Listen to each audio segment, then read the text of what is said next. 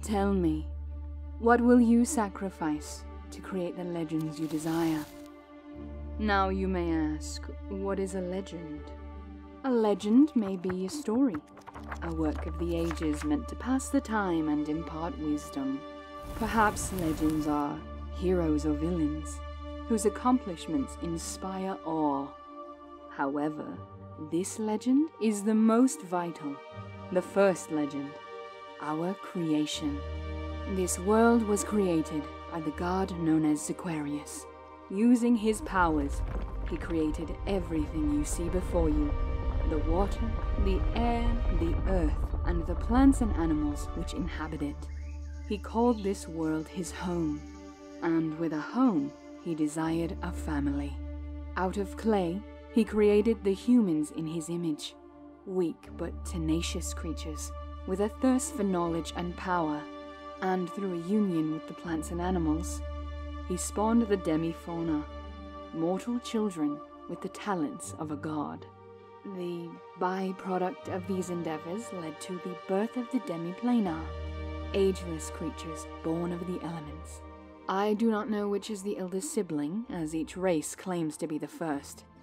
Apathetic towards the Demi-Planer, the gods Aquarius gifted them a caretaker named Primeira, a celestial dragon whose very flesh was crafted from the soil of the planet, with blood from its oceans, with breath of the sky, and fueled by the fires of creation. Primeira was gifted Aquarius's knowledge and tasked with their upbringing. Under her watch, the Demi-Planer learned to control their powers, while Aquarius fawned over his mortal children. Seeing that the task was too great for her alone, Primeira made a pact with the Demi-Planer to form unions and spawn more dragons who could aid in her vigil. These pure dragons did as their mother, providing service and joy while their Demi-Fauna cousins were founding their first cities. Complying and serving as the humans created technology and art, they soon became spiteful that their purpose in life was to serve while others lived free. But even among the mortals, the god Aquarius had his favorites. After a time, it was soon discovered that humanity was his sole focus. At first, the Demi-Fauna were accepting of their father's pampering. How could he not? The humans were weak, few in number, and could barely wield a fraction of the magic that the Demi-Fauna could. But as the years went by, the Demi-Fauna found their achievements went unnoticed, and their praise of him unheard. Resentment soon grew. The breaking point came when a plague-ridden Demi-Fauna was smote by Aquarius for pleading that he lend aid with a crisis. Rallying their armies against their father's Aquarius, so began the War of Dethronement. A decade-long war fought to bring an end to what many Demi-Fauna considered tyranny. Seeing this as a chance for liberty, many pure dragons joined the Demi-Fauna in their war. With the betrayal of the pure dragons, the Demi-Planer, filled with resentment towards dragonkind, used forbidden magic to destroy Primeira.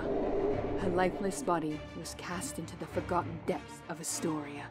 Having witnessed the murder of their mother, a pure dragon gifted in magic raced to meet the leaders of the Demi-Fauna armies to bring them the same magic used to kill Primeira. With such knowledge, they hoped to have a chance at defeating Aquarius for good.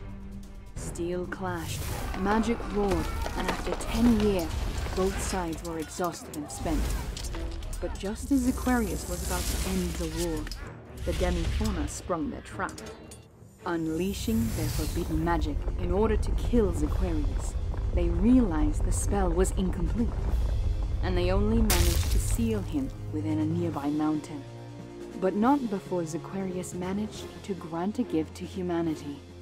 Because humanity had stayed out of the war at his behest, only humanity shall birth men.